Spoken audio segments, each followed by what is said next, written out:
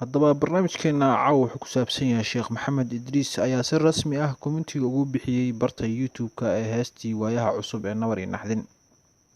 Sheekh Maxamed Idriis ayaa ku qoray bartaasi qaybta commentiga asagoo hadal qornaa sida tan ku qoray: hees weligay ma daawan, balse markaan maqlay hadalhaynta ka socota baraha bulshada ayaan raadiyay. Xasbunallah, fisqi iyo fujuur ayaa meesha ka socda. Dislike ayaan alla dartii u saaray heestii waayaha cusub. Sidaasi ayuu ku qoray qaybta commentiga ee heestii waayaha cusub ay soo geliyeen bartooda YouTube-ka ee Nabar iyo Naxdin ku qornayd.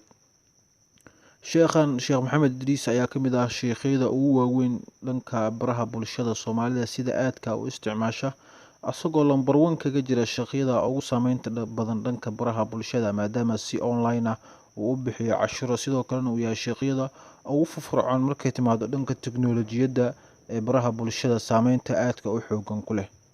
Sheekh Maxamed Idriis ayaa ku caanbaxay dhiirigelinta dhalinyarada, sidoo kale wacyigelinta dumarka markii ay iskugu imaadaan meelaha muxaadarooyinka ay ka jiraan ayuu si aad iyo aad ugu waaniyaa in ay diinta islaamka ku adkaadaan.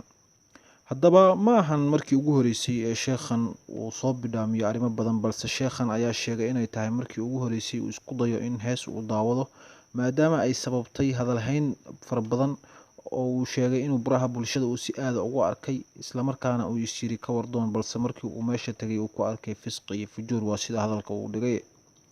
heestan ayaa waxaa daawaday ciroole iyo cunugba, taasi oo ka dhigan in muuqaalka heestan gebi ahaanba hadalhaynteedu uu gaaray meel walba oo dunidan ay Soomaalidu ka joogto, maadaama heestan ay noqotay heestii ugu hadalhaynta badnayd uguna saameynta badnayd baraha bulshada, ayna sababtay in ay ku mutaysato dislike-tii ugu xumeyd abid ee dhanka YouTube-ka Soomaalida.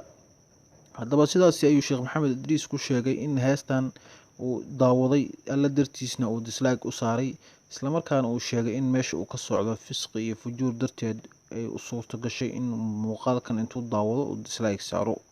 haddaba maxaad ka oran lahayd Sheekh Maxamed Idriis daawashada uu daawaday muuqaalka heestaasi?